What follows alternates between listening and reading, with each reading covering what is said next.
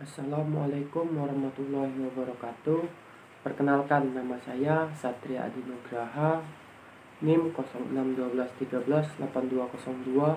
06121382025065, dan saya dari Prodi Pendidikan Teknik Mesin Unsri angkatan 2020. Baiklah, langsung saja. Mungkin di sini saya mendapatkan beberapa pertanyaan dan mendapatkan beberapa kisah. Baiklah, lanjut saja langsung ke pertanyaan pertama. Nah, kita tidak berlama-lama. Di sini kita akan memasuki poin yang pertama. Setiap manusia adalah unik. Manusia diciptakan dengan berbagai persamaan dan perbedaan masing-masing yang membedakannya dengan manusia lain. Budi di sini ada suatu kisah. Budi adalah seorang siswa yang masuk ke SMK di kotanya tinggal. Siswa tersebut memilih masuk SMK karena saran dan pertimbangan dari keluarganya. Alasannya adalah setelah lulus maka akan memudahkan untuk mendapatkan pekerjaan. Keluarganya termasuk keluarga yang kurang mampu, sehingga akan kesulitan ketika ia mau melanjutkan ke jenjang pendidikan yang lebih tinggi.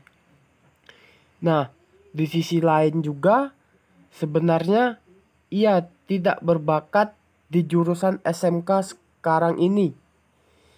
Ia berbakat di bidang komunikasi. Untuk masuk sekolah komunikasi memerlukan biaya yang tidak sedikit dan sekolah tersebut ada di luar kota. Nah, pertanyaannya di sini, bagaimana kita menjadi seorang pendidik?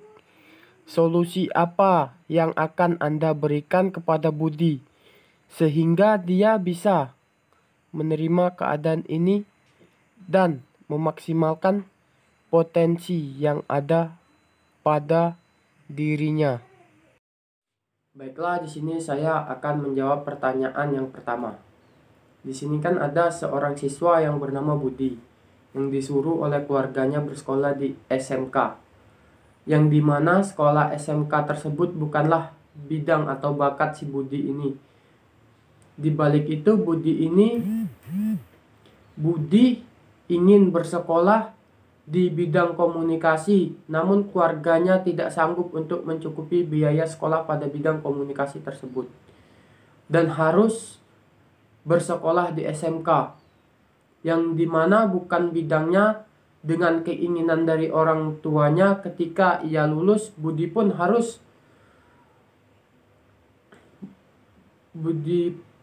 mudah untuk mendapatkan pekerjaan dan mampu mencukupi kebutuhan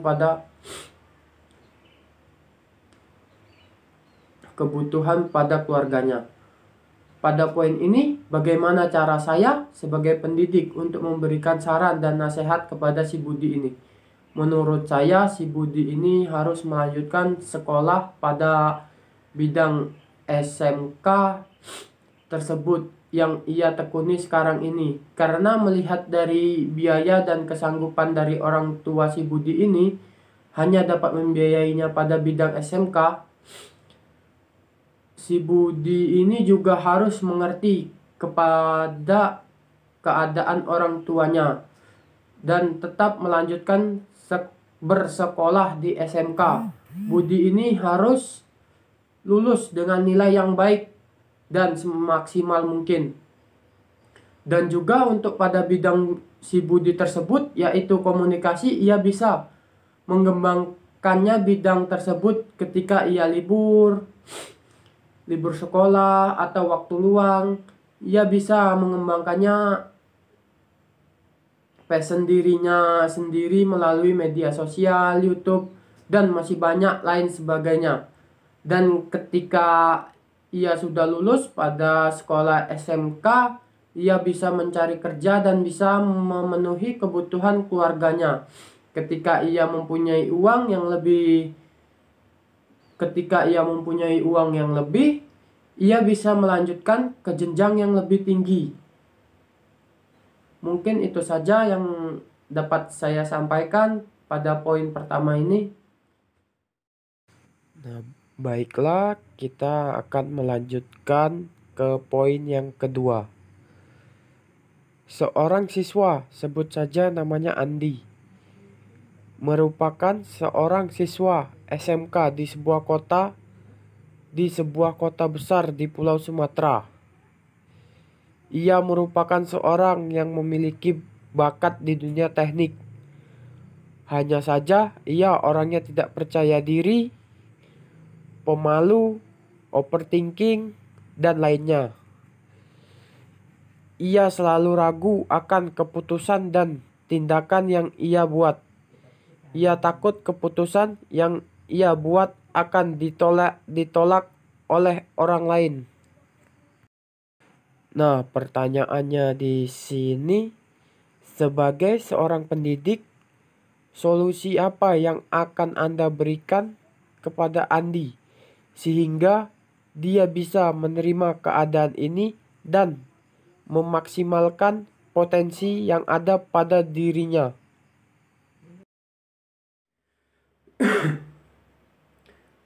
Baiklah, di sini saya akan menjawab poin yang kedua. Baiklah, membahas soal Andi ini pada poinnya tadi, Andi ini seorang yang pemalu, overthinking, dan selalu berpikiran negatif.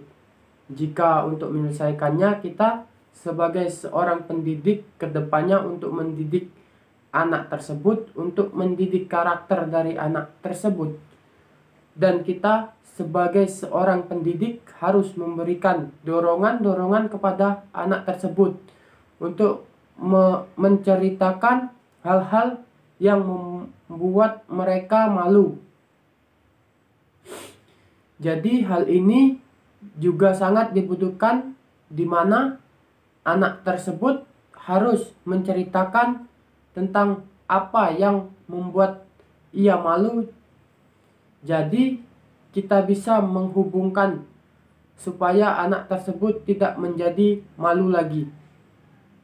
Nah, yang kedua itu jangan menyebut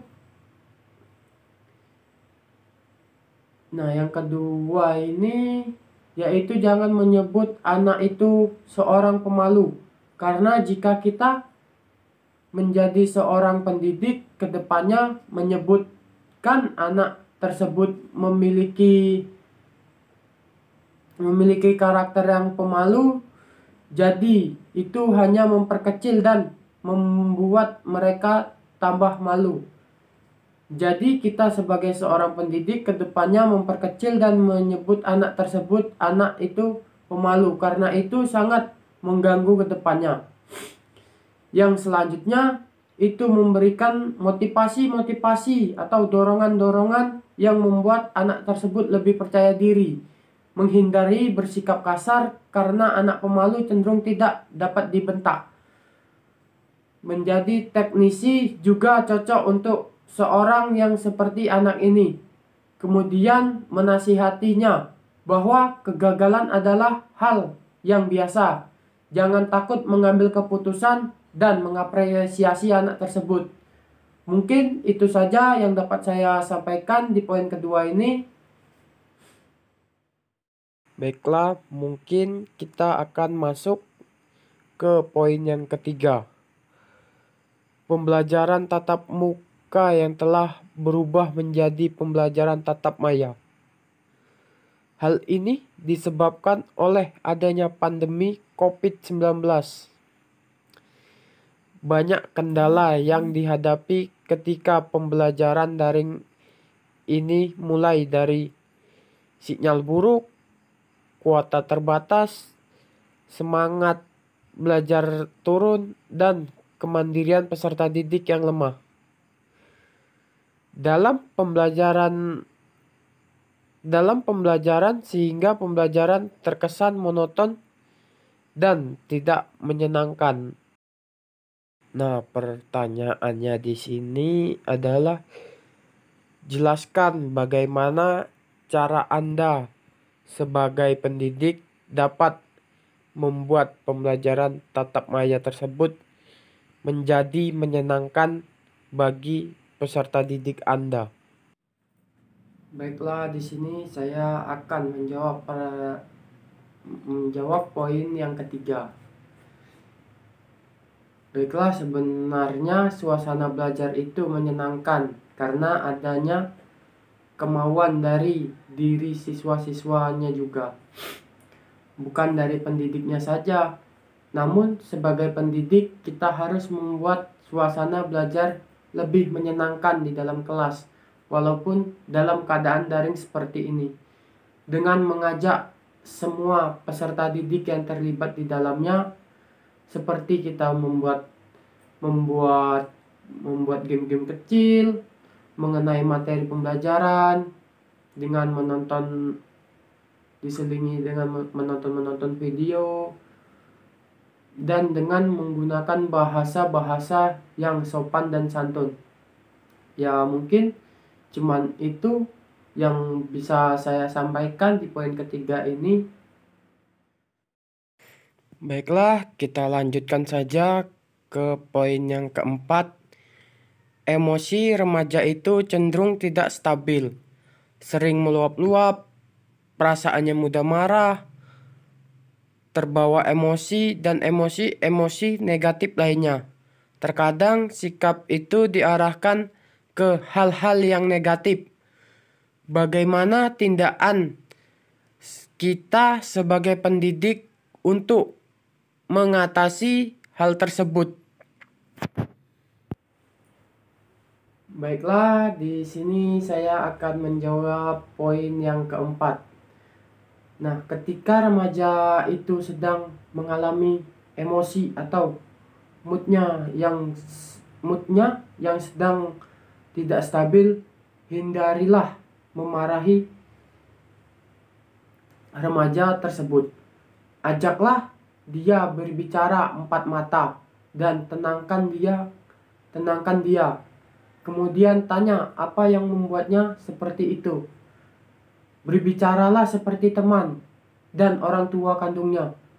Setelah dia tenang dan mau diajak berbicara, berikan dia motivasi atau dorongan dan nasihati dia agar menghindari hal-hal yang bersifat negatif. Karena itu untuk dirinya dan masa depan. Karena itu untuk dirinya dan masa depannya sendiri. Jika si remaja itu cenderung anaknya yang nakal, maka solusinya adalah dengan kelembutan tapi tegas gitu. Nah, maksudnya jangan benarkan kesalahannya, tapi didik dia dengan pendekatan khusus agar materi dan pembelajaran yang kita sampaikan ke remaja tersebut dapat dipahaminya dengan baik dan benar.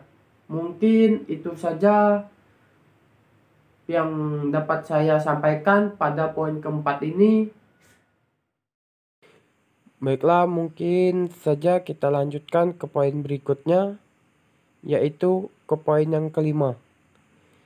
Hidup ini unik, kita yang menjalani, Tuhan yang menentukan, dan orang lain yang berkomentar. Terkadang orang lain ini mudah sekali menilai sesuatu, padahal baru sekali lihat, baru sekali mendengar. Ia dengan mudahnya melakukan penilaian. Ada suatu cerita di mana ada seorang siswa yang sedang menempuh suatu pendidikan di suatu kota. Orang-orang di sekitarnya bilang bahwa dengan ia sekolah tersebut akan memberatkan orang tuanya. Sekolah tidak akan selesai karena kekurangan biaya serta omongan-omongan lainnya yang sebenarnya tidak enak untuk didengar. Nah, di sini jika kalian berada pada posisi tersebut, apa yang akan kalian lakukan jika posisi kalian sebagai pendidik? Nasihat dan motivasi apa yang akan kalian berikan kepada siswa tersebut? Nah, baiklah, di sini saya akan menjawab poin yang kelima. Menghakimi itu sudah dianggap biasa saat ini. Jika saya di posisi sebagai orang yang dihakimi, tindakan saya akan cuek saja terhadap penilaian orang tersebut. Dipuji tak akan terbang dan dihina tak akan tumbang. Begitulah kira-kira. Mungkin itu sebagai acuan saya untuk sukses karena enak sekali membalaskan dendam kepada yang meremehkan kita.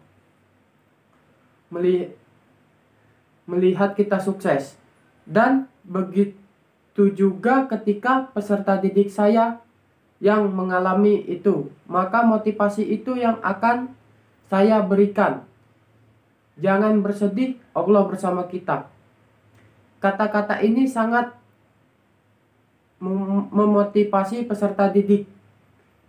Bagaimanapun keadaan kita, suka maupun duka, bahagia atau sedih, selama Allah ada di dalam hati kita, selama Allah bersama kita, kita yakin akan tenang baik di dunia maupun dan di akhirat.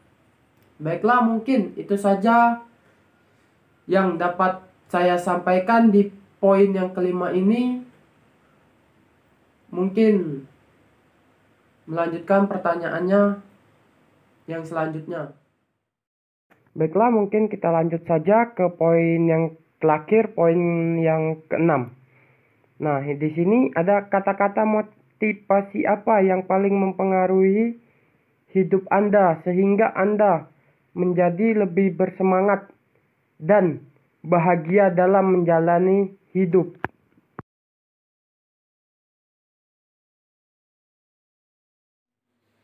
Baiklah, saya akan menjawab poin yang terakhir ini. Poin yang terakhir ini berisi kata-kata motivasi apa yang paling mempengaruhi hidup Anda sehingga Anda menjadi lebih bersemangat dan bahagia dalam menjalani hidup. Mungkin kata-kata motivasi ini sering kita dengar dan kita dapatkan, yaitu dari dosen kita, orang tua, teman, guru, dan orang-orang di sekitar kita. Mungkin kata-kata motivasi lebih baik terlambat daripada tidak sama sekali. Mungkin kata-kata motivasi itu yang membuat saya lebih bersemangat dan berbahagia dalam menjalani hidup ini. Mungkin itu saja yang dapat saya sampaikan dalam poin yang keenam ini. Baiklah, mungkin kita akhiri saja video saya kali ini. Mungkin apa ada salah kata dan bahasa, saya minta maaf sebelumnya. Wabillahi taufiq wal hidayah. Wassalamualaikum warahmatullahi wabarakatuh.